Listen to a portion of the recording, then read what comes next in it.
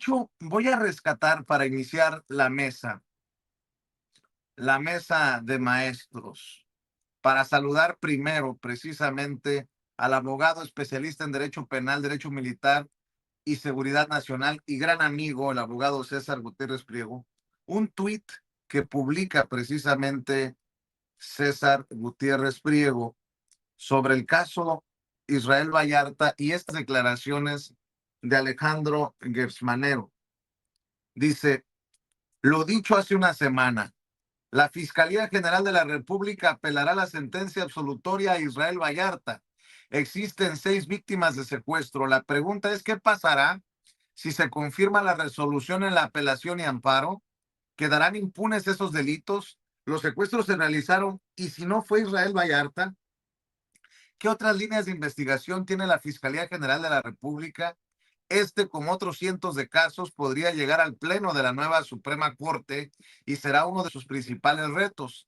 Ya obtuvo su libertad Israel Vallarta, pero ¿qué pasa con las víctimas y con sus victimarios? ¿Quedarán impunes, protegidos por los poderosos de esos tiempos? Muchas preguntas que necesitan respuestas. Mi querido César, pues de llamar la atención que insista Alejandro Gersmanero que van a apelar la decisión de la jueza que deje en libertad a Israel Vallarta. No sorprende. Lo que sorprende es que insistan en, pues, sugerir o dejar ahí en el aire la idea de que Israel Vallarta es el secuestrador detrás de estas 6 víctimas, de estas 6 personas que sí fueron secuestradas en su momento. Mi querido César, te saludo con mucho gusto. Buenos días. ¿Cómo estás, Vicente? Un placer saludarte como siempre. Y sí, efectivamente, fíjate, a mí lo que me llamaba la atención, y lo comentábamos contigo la semana pasada, era que había confusión en algunas de las personas que vieron la entrevista porque me decían, licenciado, pero ¿cómo es que Israel Vallarta podría regresar a prisión de acuerdo a lo que usted señala si no existen otras causas penales o carpetas de investigación en su contra señalado por el mismo Israel Vallarta? Y les comenté que esta era una sentencia en primera instancia en la cual forzosamente la Fiscalía General de la República iba a apelar. Y no es que quiera o no apelar, es que forzosamente la ley lo obliga a apelar porque está en representación de 6 presuntas víctimas. Ahorita podemos decir presuntas víctimas, ¿por qué?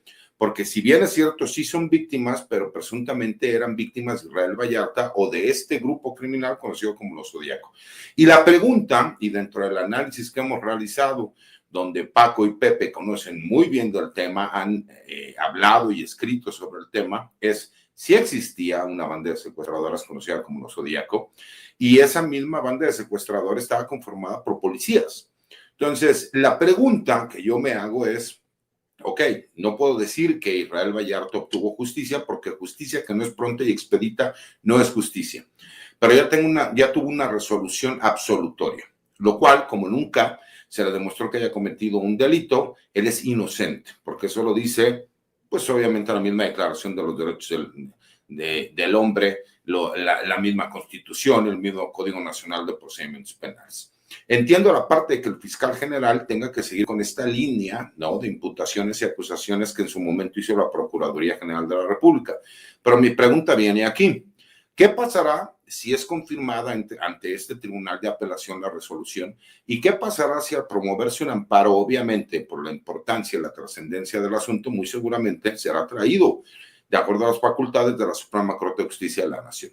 Y que el mismo sea confirmado. ¿Qué va a pasar con esas víctimas? Porque ellas fueron secuestradas y por lo menos en primera instancia tenemos una resolución en donde no fue Israel Vallarta. ¿Qué va a pasar con los que sí fueron los secuestradores? ¿Qué va a pasar con las personas que protegieron a ese grupo de secuestradores? ¿Qué va a pasar con los derechos de las víctimas que, derivado del mal actual de lo que era la Procuraduría General de la República y la Fiscalía General de la República, quedó impune quienes los hayan secuestrado? Esas son muchas preguntas que me parece que son las que valen la pena, y me gustaría conocer el fiscal general de la República si tienen alguna otra línea de investigación o si, de confirmarse las resoluciones, que todo parece indicar que así podrían ser, con todo y que se nota que habrá presiones de carácter político, para los magistrados, ¿no? Que les tocará resolver, y que muy posiblemente para los ministros de la Suprema Corte, ¿qué va a pasar? Y esa es una pregunta que me gustaría que el fiscal general de la República algún día nos la pudiera responder, porque queda completamente claro que hubo un sinnúmero de responsabilidades contra ministerios públicos, delegados, fiscales, agentes del Ministerio Público, policías ministeriales, que se vieron involucrados, peritos, testigos, etcétera, y que me parece que tendría que existir forzosamente una carpeta de investigación para estar investigando todo esto. Como yo te lo comentaba, todavía hay muchos capítulos que vamos a ver, ¿no, mi querido Vicente? Y por lo mismo no puede haber demandas por daño moral en la reparación civil que puede existir por Israel Vallarta, porque todavía hay varios capítulos que seguiremos viendo, y que por supuesto esto viene a alimentar a todos aquellos que quieren defender a Loret de Mola, cuando todos quedó completamente claro que se prestó un montaje y que él cometió un delito, que Televisa se prestó para cometer un delito. Y me parece que viene a alimentar, ¿no?, a todas estas plumas y a todos estos voceros que de alguna forma tratan de demeritar lo que sucedió con Israel Vallarta, pero que el día de hoy, les guste o no, es inocente. Si le faltaba un toque de morbo al tema Israel Vallarta, al caso Israel Vallarta, pues aquí está mi querido Paco Cruz con la declaración del fiscal Alejandro Gertz Manero de que se va a apelar porque hay 6 víctimas de secuestro. Yo insisto, creo que queda sobre ahí en el aire la idea por parte del fiscal que tendría responsabilidad en su visión precisamente Israel Vallarta. El maestro Paco Cruz, más de 47 años en el periodismo, autor de una larga lista de libros como Las Damas del Poder, García Luna, El Señor de la Muerte, La Tierra Narca y La Guerra que nos ocultan. Mi querido Paco, ¿cómo ves esta declaración de Alejandro Gertz Manero y lo que estamos ya platicando con César? Vicente, César, buenos días primero, de nueva cuenta.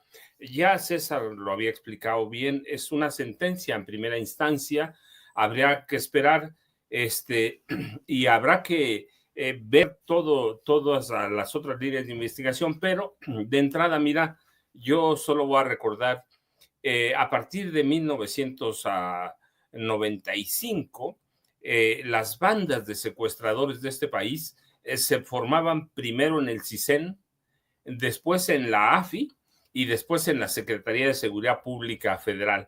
Y todas implican a un grupo de personas, pero encabezadas por Genaro García Luna.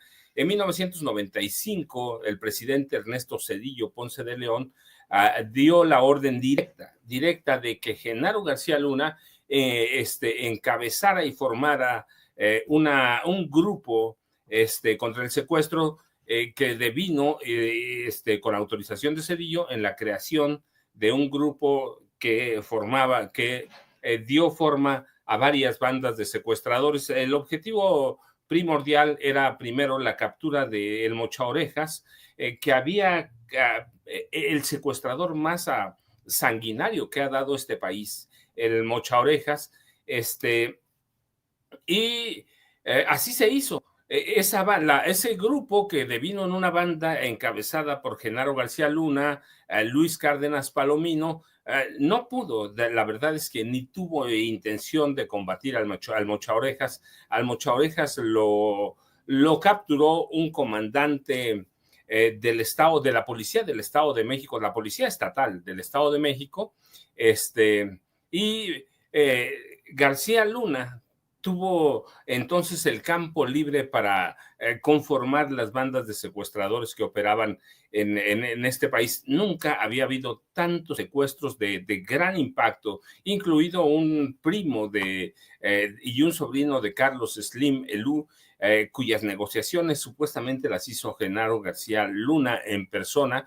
¿Cuánto le entregó Slim Elú? No sabemos cuánto le entregó, pero a partir de entonces Carlos Slim Elú le entregó a Genaro García Luna prácticamente el manejo de todo el sistema informativo de Telmex. Genaro García Luna y su banda, desde la AFI y luego de la Secretaría de Seguridad Pública, podían entrar a los datos, toda la información que contenía teléfonos de México. Así que, y eso nos lleva a 2005, en el secuestro de el hijo, supuesto secuestro, porque la verdad es que nunca se ha probado que existiera, del hijo de Isabel Miranda de Wallace, o como quiera que se llame esta mujer que va por la vida con 3 nombres, desaparece finalmente, y luego hay una asociación muy perversa de Genaro García Luna con Isabel Miranda de Wallace y Eduardo Margolis. Ese es el sexenio de Vicente Fox Quesada. Y en la policía que comandaba a Genaro García Luna, que luego pasa de la Agencia Federal de Investigaciones a la Secretaría de Seguridad Pública en 2006 con Felipe Calderón Hinojosa, en ese contexto ya estaba formada con Vicente Fox la Banda de los Zodiacos. La Banda de los Zodiacos era una banda que se dedicaba al secuestro, pero era formada por policías federales. Policías federales, ellos, por ejemplo, se habían secuestrado a Rubén Omar Romano, Rubén Omar Romano, un jugador, director técnico en esa época del Cruz Azul, y a Rubén Omar Romano lo tenía la Banda de los Zodiacos, y lo liberan el 19 de julio de 2005, después de que cayó un helicóptero en el que se transportaba Ramón Martín Huerta, el secretario de Seguridad Pública, pero con la caída del helicóptero, y la liberación de Rubén Omar Romano, que es un montaje para ocultar el asesinato, en realidad fue un atentado que costó la vida a Ramón Martín Huerta, se diluye todo, pero siempre se dijo que la Policía Federal sabía dónde estaba Rubén Omar Romano. Pues claro, lo tenían los Zodiacos, así que los Zodiacos toman forma con Genaro García Luna. Y las otras víctimas de que habla Gertz Manero, pues claro que son de la Banda de los Zodiacos. Pues sí, pero no una que estaba formada por Israel Vallarta y Florence Cassés, sino los hermanos. No, eso es parte de la trama de Genaro García Luna, que él sabía que existían los Zodiacos, y luego llega a un acuerdo con Eduardo Margolis Sobol. Es toda una trama de novela, de veras, Vicente, César. Así que, ¿qué va a hacer Gertz Manero? No lo sé, Vicente, pero todo está puesto ahí en la mesa. En realidad tienen ahí, por ejemplo, a Luis Cárdenas Palomino, que él debía ser foco de la investigación. Tienen a Carlos Loret de Mola, que sabía desde antes del montaje. Es decir, hay muchos ejes todavía de investigación que dan para una novela negra. En el caso de Israel Vallarta Cisneros, y tenemos que esperar. Y la apelación, pues lo decía César, es algo normal, pero los Zodiacos era una banda formada por policías federales al mando de Genaro García Luna, a Vicente y César. Déjenme también saludar al maestro Pepe Reveles, más de 50 años en el periodismo, flamante Premio Nacional de Periodismo, autor precisamente de uno de los libros sobre este affair, el affair Cassés, de Florence Cassés, el affair Cassés, una historia de novela, la justicia convertida en farsa, de Pepe Reveles. Y le agradezco mucho, como siempre, que nos acompañe los martes para esta mesa de seguridad. También le recomiendo Necropolítica y Narcogobierno, el más reciente libro del maestro Pepe Reveles. Querido Pepe, empezamos con esta declaración de Alejandro Gertz Manero de que van a apelar desde la Fiscalía la resolución absolutoria y la libertad de Israel Vallarta. ¿Cómo ves, maestro? Buenos días. Muy buen día, Vicente. Buen día, Paco, y al licenciado César Gutiérrez. Yo lo veo como algo que le toca hacer al fiscal, como para cubrir el tema sin pasar desapercibido, vamos a decirlo, porque hay tantas evidencias de que todo lo que se nos contó del rancho de las Chinitas y de los secuestros, incluidos los 3 rehenes que se supone estaban en ese rancho, aunque la noche anterior no estaban, pero que se supone que estaban durante la recreación de Televisa y TV Azteca, pues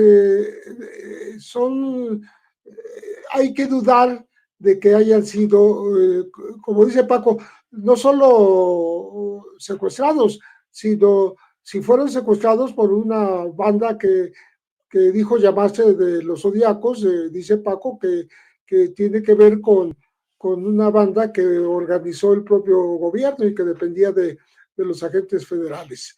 Yo digo que la banda del Zodiaco fue bautizada así de manera de pronto muy imaginativa después de ocurrir los hechos, porque no hay un antecedente que yo conozca, y yo he investigado secuestros hace más de 30 años, desde el Bochorejas.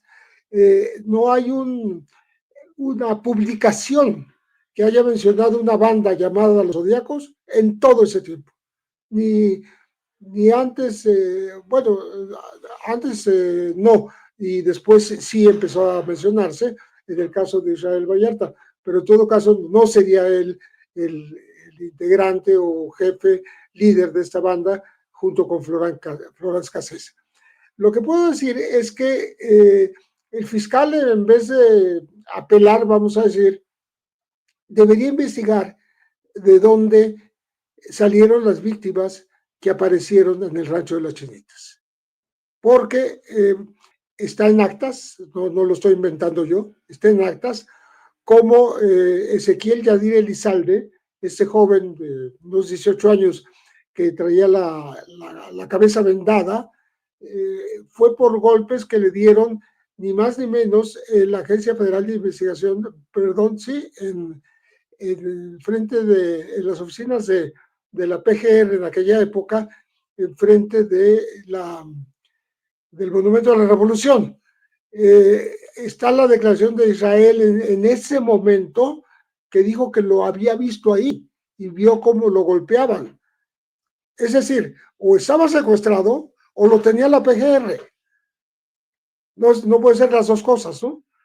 Y ya mencionaba yo en otra ocasión cómo la señora que estaba ahí con su hijo fue también una persona que se mencionó que la habían visto de compras por allá por Perisur 2 días antes. Y además, cuando aparece supuestamente secuestrada en un cuartito de Trevejos, ahí en el rancho de las Chinitas, está en pijama. Yo no conozco ningún secuestrado en pijama. Una pijama recién estrenada. Entonces, todos estos datos hacen pensar que el montaje no tuvo que ver nada más con la cuestión televisiva. El montaje tuvo que ver con toda la embestida en contra de Israel Vallarta desde varios meses antes, digamos 6 meses antes, cuando la Valeria Cheja es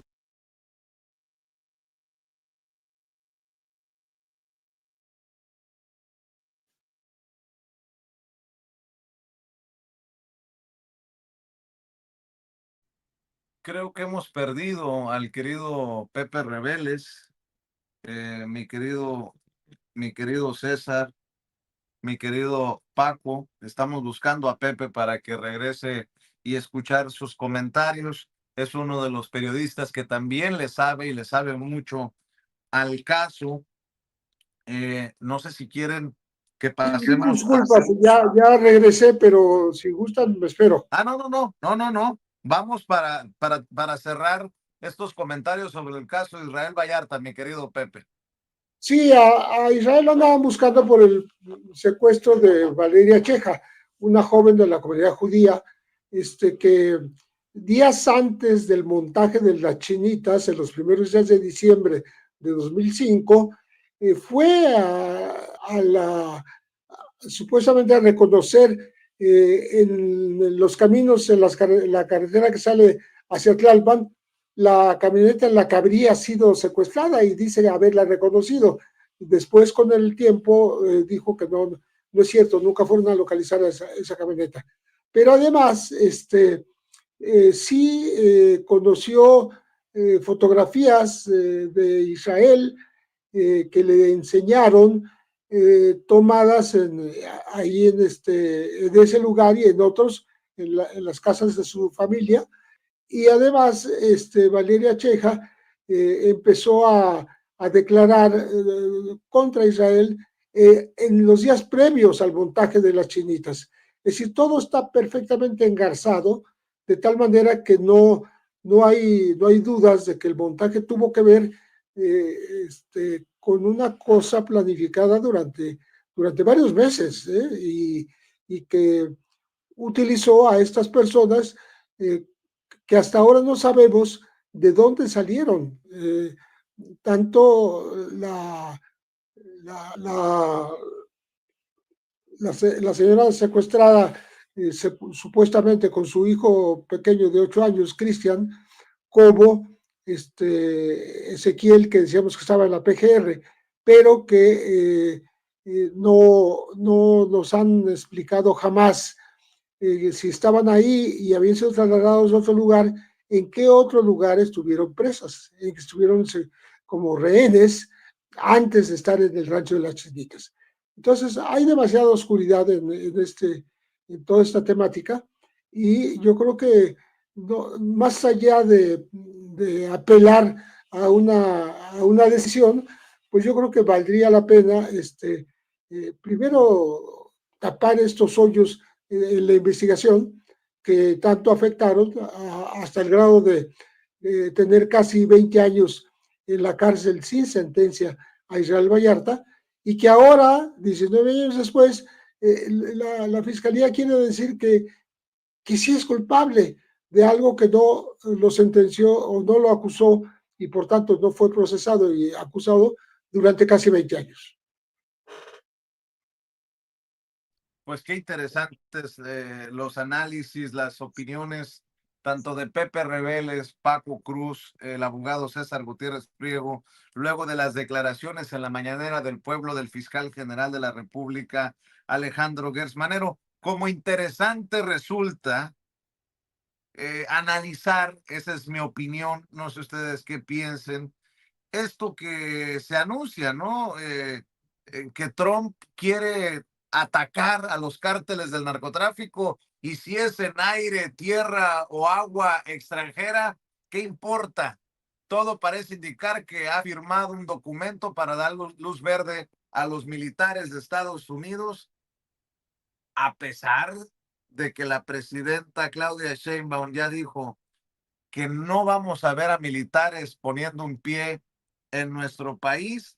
Pues está el caso de Latinoamérica, Nicolás Maduro en el ojo del huracán. Ya también contestó Petro que ni un pasito que vaya en contra de la soberanía. ¿Tú qué piensas, César? De hecho, tu columna creo que va encaminada en ese sentido. La columna que hoy publicas en La Silla Rota. Coordinación entre fuerzas militares de Estados Unidos y México. ¿Quién se beneficia? México y Estados Unidos yo pregunto, ¿se podrían beneficiar de la cooperación bilateral si su relación transita en el marco de la legalidad, los derechos y la eficiencia operativa? ¿Se puede? A ver, César, danos tu opinión. Fíjate, Vicente, yo creo que es muy importante el análisis. ¿En qué sentido? Hay que acuérdate que un análisis tiene que ver también con las cuestiones geopolíticas que están sucediendo alrededor de todos estos movimientos.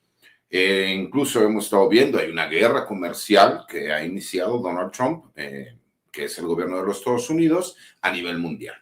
Y que los únicos gobiernos, o tal vez el único gobierno que ha tenido un trato preferencial es el gobierno de México, que se ha reconocido públicamente. Y aquí me parece que es muy importante hacer el señalamiento de que Ronald Johnson sale en la red social X, anteriormente Twitter, a decir que el trabajo de coordinación que existe entre el gobierno de los Estados Unidos y México ha dado grandes resultados. Y él mismo hace referencia a que gracias a ese trabajo coordinado se ha frenado la introducción ilegal de fentanilo hacia los Estados Unidos, de diferentes tipos de drogas, parece como que mucho énfasis en el fentanilo, que se ha detenido la inmigración ilegal, lo cual también ya es una causa que la ven como de seguridad nacional en los Estados Unidos, y que a su vez ellos también han participado con el gobierno de México para frenar la introducción ilegal de armas de fuego. Se hace el reconocimiento también de que un grupo de militares formaban parte de un grupo criminal que le vendía armas a narcotraficantes mexicanos, ya considerados organizaciones terroristas internacionales, y que además se encargaban también estos militares de la introducción ilegal de drogas hacia los Estados Unidos, específico el fentanilo. Este reconocimiento tácito que hace el gobierno y que posteriormente escuchamos, ¿no?, al mismo Donald Trump hacer una declaración el día de ayer, que me parece que incluso se ha descontextualizado, porque yo escuché para poder verificar lo que decían. Él menciona que ha tomado la decisión de que la Guardia Nacional esté en Washington, porque luego confunden, dicen, es que ya metió al ejército, a las Fuerzas Armadas. No. Para que las Fuerzas Armadas al interior de los Estados Unidos puedan realizar cualquier tipo de acción, se necesita autorización del Congreso, porque existe una prohibición, ¿no?, que viene desde hace un par de siglos. ¿Para qué? Pues para evitar que un presidente pudiese tomar control derivado de esta revolución interna que existió en los Estados Unidos cuando el norte peleó contra el sur, y que obviamente pues, ha desencadenado en todo lo que hemos visto en las diferentes enmiendas que hay en los Estados Unidos. Esto lo que nos demuestra es en el comentario que dice el mismo Donald Trump, que tomó esa decisión porque ciudades, ya se menciona a una ciudad colombiana, ya se menciona a la Ciudad de México, él mismo hace el señalamiento de que el índice, hay que recordar que la forma como nosotros podemos medir la inseguridad y los delitos es por cada 100,000 habitantes. No lo digo yo, es la norma internacional. Y él dice que incluso Washington tiene un índice de homicidios más alto que el de la Ciudad de México, que es una de las ciudades más peligrosas e inseguras del mundo. Pero él mismo reconoce que en Washington el índice está por encima. Todo esto lo que nos lleva no es lo mismo el trato que nosotros hemos estado viendo, y esta información que se dio a conocer porque el New York Times saca una nota en donde dice que ha firmado una orden ejecutiva secreta, pero que además quien la viene a confirmar es la presidenta de México, la doctora Claudia Sheinbaum, cuando en la mañanera dice, sí, nosotros ya teníamos conocimiento, y también nos podemos decir que no tiene absolutamente nada que ver con que Fuerzas Armadas puedan introducirse sin autorización a México. No va a haber una sola fuerza militar de los Estados Unidos en México. Eso te demuestra que entonces no era tan secreta esta orden ejecutiva. 2, que sí existe una coordinación entre ambos gobiernos. 3, me parece que tiene que ver también con el uso, ¿no?, de las Fuerzas Armadas de los Estados Unidos en los litorales, porque también escuchamos, y ese es el análisis, a Marco Rubio cuando hace el señalamiento y dice, nosotros nos hemos equivocado en cómo hemos ido en contra de los grupos criminales, hoy considerados organizaciones terroristas, porque lo hemos visto como un problema de seguridad, cuando es un problema de seguridad nacional.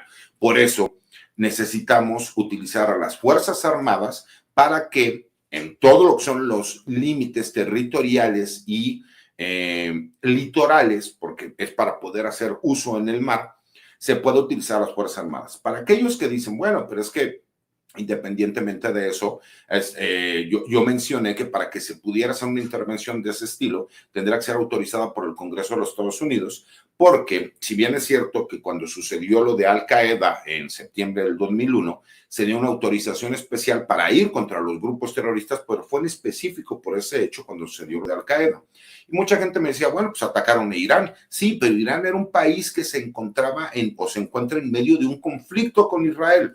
Las situaciones son completamente distintas porque incluso hay normas internacionales e internas de los Estados Unidos para poder realizar el manejo. Pero incluso yo creo que esta orden va enfocada más hacia Venezuela, y esta declaración que hacen el señalamiento de que en teoría existe una organización criminal conocido o denominada como los soles, en donde supuestamente Nicolás Maduro es el líder de ese grupo criminal, el cual ya también fue considerado como un organismo terrorista extranjero y que supuestamente tiene una relación incluso con el cártel de Sinaloa. No se sabe si esta información viene, obviamente, ¿no? De Ovidio Guzmán y de su hermano, que ya se sabe, por lo menos Ovidio Guzmán, que tiene un trato con el Departamento de Justicia de los Estados Unidos y que está cooperando, dando cierta información, o que el interés es poder ingresar a Venezuela, como lo han intentado en los últimos 30 años. No lo sabemos, pero me parece que va mucho más enfocado para todos aquellos que ya se frotaban las manos y decían,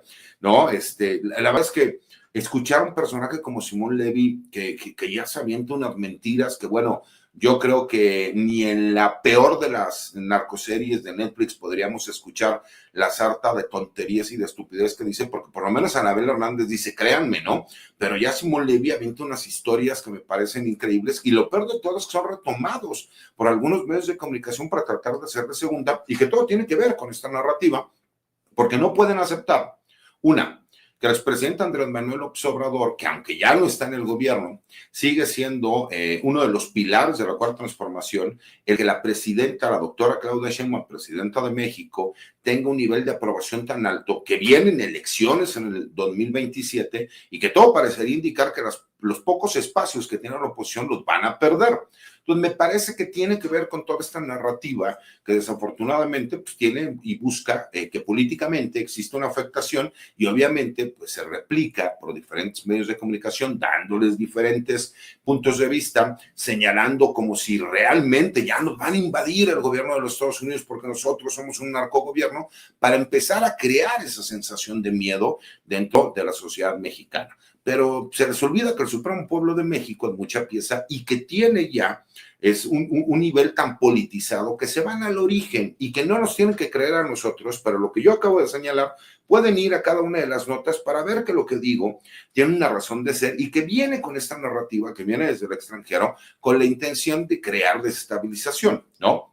Por eso ahora que se está hablando de esta reforma que tendría que darse en materia electoral, pues empiezan a decir que lo que pasa es que en México se va a acabar la democracia, cuando en realidad lo que le darían es la posibilidad de que incluso los partidos de oposición con esta fórmula tendrían un mayor número de diputados que los que tuvieron en estas últimas elecciones. Lo único que se busca es que no existe una lista preautorizada en donde sean los mismos personajes siempre, porque hay que recordar que se tergiversó el hecho de que pudiera existir diputados y senadores plurinominales, que eran para representar a las minorías, porque el PRI ganaba de todas. Entonces, con eso podía haber representación por todos aquellos que no alcanzaban el número de votos para ganar una elección, pero que tenían que ser representados. Ahora vemos a personajes como Ricardo Anaya, que no necesita ni siquiera vivir en el país, lo cual yo considero que no debió haber sido senador, que él puede estar en el extranjero, que él pudo haber sido acusado de delitos de peculado, de un sinnúmero de delitos por, en teoría, haber cometido actos de corrupción, pero que con el fuero que tiene, pues ya no tiene ningún problema. Esa es la intención y me parece que tiene que ver con todas estas cuestiones geopolíticas que están sucediendo en nuestro país y obviamente a nivel América del Norte y América Latina.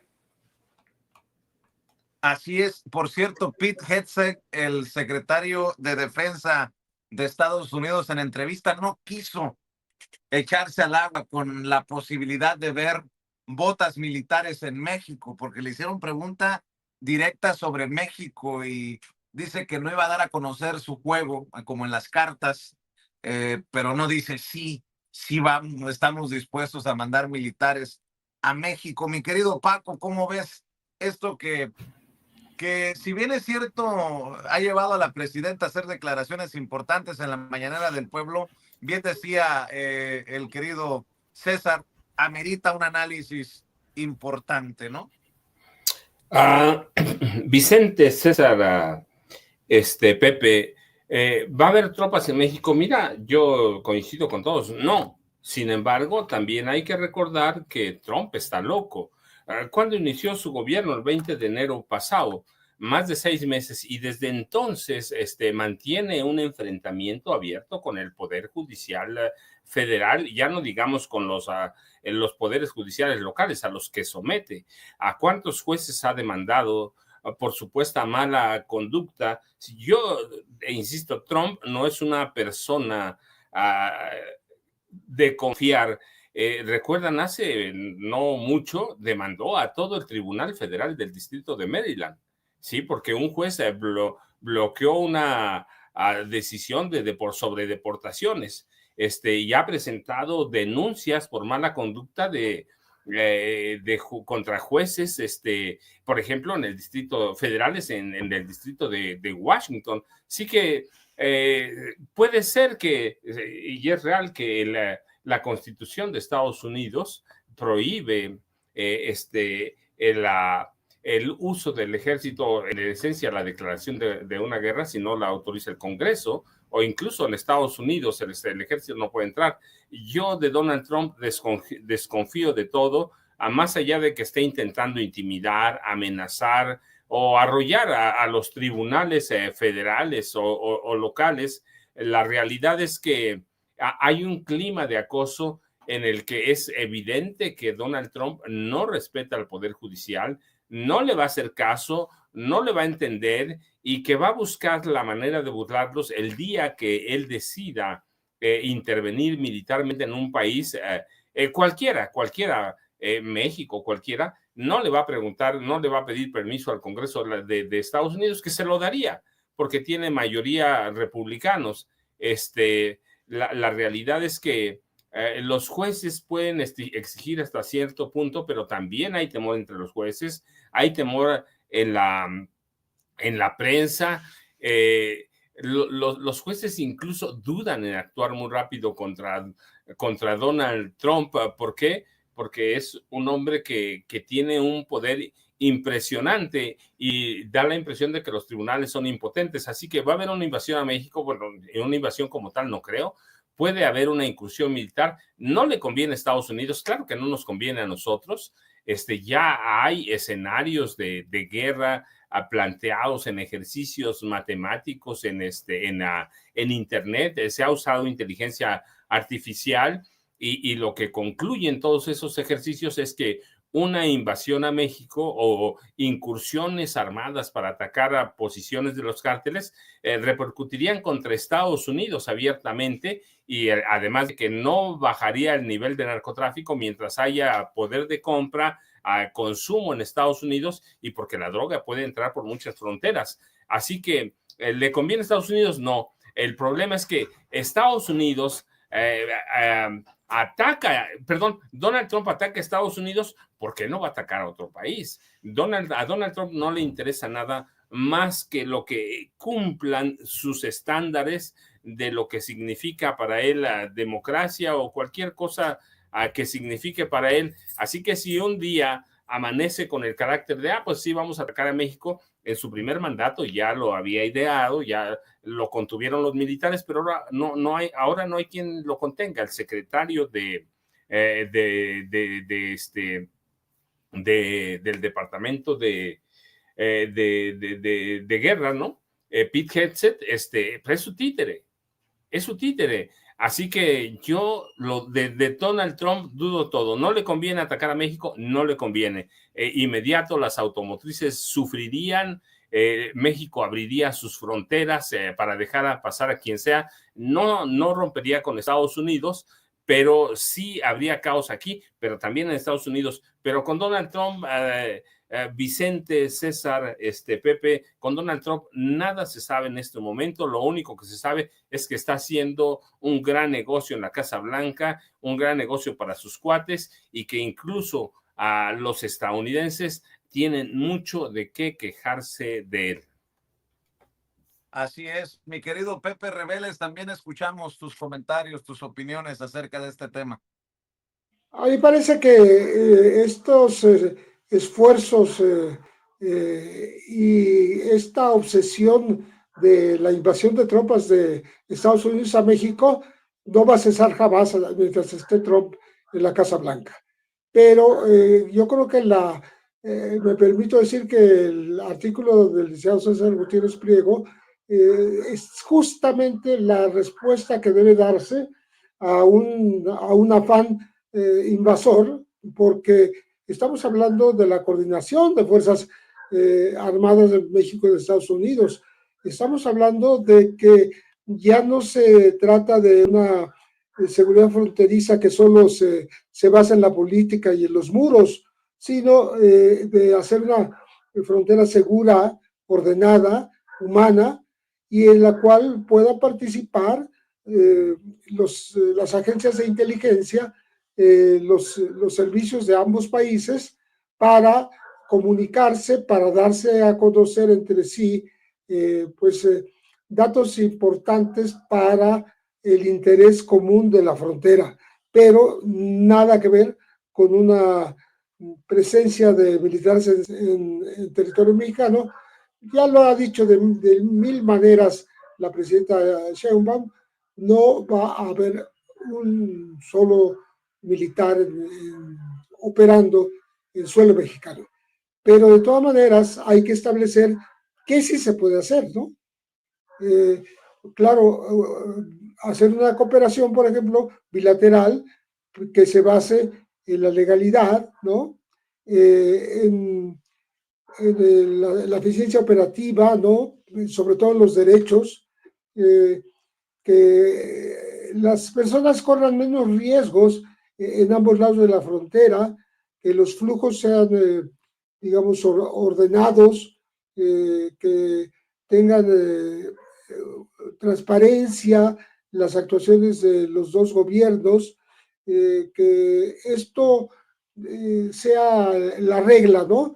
Que el propio embajador Ronald Johnson dice que la seguridad se basa en la inteligencia, en la inteligencia compartida, en la aplicación de la ley y también en temas de cooperación y de producción para que realmente se haga incluso una política preventiva que anticipe amenazas. Todo eso se vale. Se vale que en Estados Unidos le congelen los bienes como se los acaban de cancelar a miembros del cártel del noroeste y a un cantante famoso que lavaba dinero y le congelaron sus bienes en Estados Unidos, que en aquel territorio se capture a las personas que operan desde nuestro país, pero solo en una actuación que tenga que ver con el territorio de cada cual. Entonces, no hay cosa más clara que esta de que estamos diciendo, porque una cosa es que Trump decida firmar digamos, esta directiva en secreto, por cierto, ¿no? Al Pentágono para que la cosa ocurra como él quiere, porque hay que considerar que todavía falta que el Congreso deberá aprobar estos desplazamientos de tropas y de violencia, vamos a decir, institucional, aunque sea sobre los narcotraficantes, pero más sobre todo si se trata de pronto de hallar víctimas civiles en esta entrada. ¿Cómo va a distinguir, cómo va a seleccionar la tropa de los Estados Unidos quiénes son narcotraficantes a los que hay que tratar como terroristas y liquidarlos incluso, que es lo que está pretendiendo Trump, y quiénes son población civil que sufriría, digamos, los embates de estas mismas tropas sin deberla ni temerla, ¿no? Entonces, creo que utilizar la fuerza del Pentágono podría utilizarlos contra los cárteles de la droga, a los que se denominó ya como terroristas desde enero pasado. Pues eso es un paso más de agresividad desde la presidencia de los Estados Unidos, el más agresivo hasta el momento, en esta creciente campaña contra los cárteles, ¿no? Lo que subraya una determinación de Trump de utilizar estas fuerzas militares, pero sin autorización de los países que serían invadidos o que serían afectados por este operativo militar. Entonces, creo que si a eso le agregas que demuestra cómo sí quiere hacer cosas fuera de lo común en otros países, como es el caso de Venezuela, ¿no? Donde está elevando la recompensa a $50 millones por la captura del propio presidente de la República, Nicolás Maduro. Bueno, pues ya estamos hablando de que los afanes intervencionistas no están nada más en el aire y en la mente de Donald Trump, sino en la de muchos estadounidenses que creen que no hay otro camino, pero yo insisto, el artículo de hoy del licenciado César Gutiérrez Priego señala muchos caminos a seguir con cooperación, con respeto, con igualdad, con respeto a la soberanía. Así es, voy a aprovechar antes de despedirlos para decirles que me ha llegado un mensaje para la gente que está en el área de Los Ángeles, California. Se reporta la presencia de ICE en el Home Depot de la Century y Crenshaw. Así que si pueden, por razones que ustedes ya conocen, eviten esa área y pasen la información a sus seres queridos si es que están en esa zona. El Home Depot de la Century y Crenshaw, allá en Los Ángeles, California. Hay que recordar que hoy es un día de acción, incluso de boicot contra empresas como Home Depot, que sigue permitiendo estos operativos en sus terrenos, y con todas las otras empresas que no se manifiesten contra la cacería de nuestra gente en Estados Unidos. Mi querido César, ¿por qué no cerramos invitando a la audiencia a que te lea, que te siga, que te apoye en tus diferentes trincheras, para que lean tus columnas, para que estén al pendiente de lo que publicas, César, por favor? Por supuesto, Vicente, como siempre, un placer.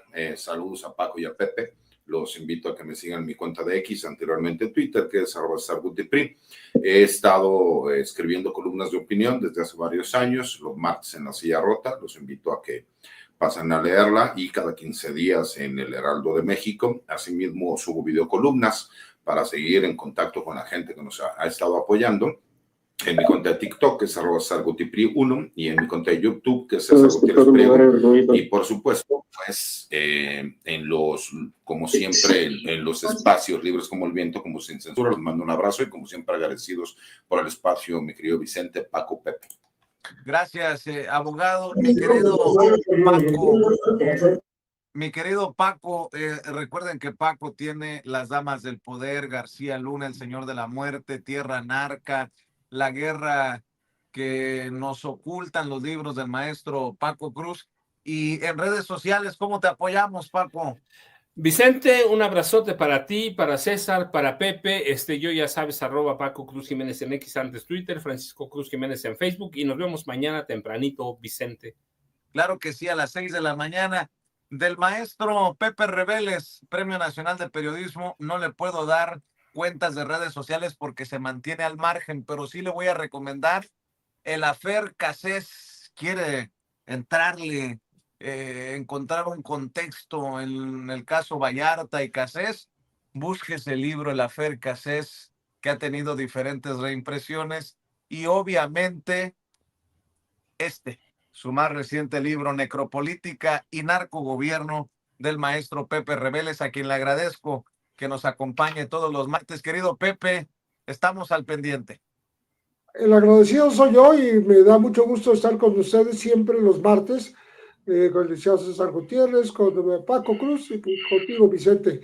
Les mando un gran abrazo a todos. Gracias, Pepe Reveles, Paco Cruz, César Gutiérrez Priego, en esta mesa de análisis de seguridad nacional y crimen organizado. Y déjeme también, en la recta final, saludar a un gran amigo, al doctor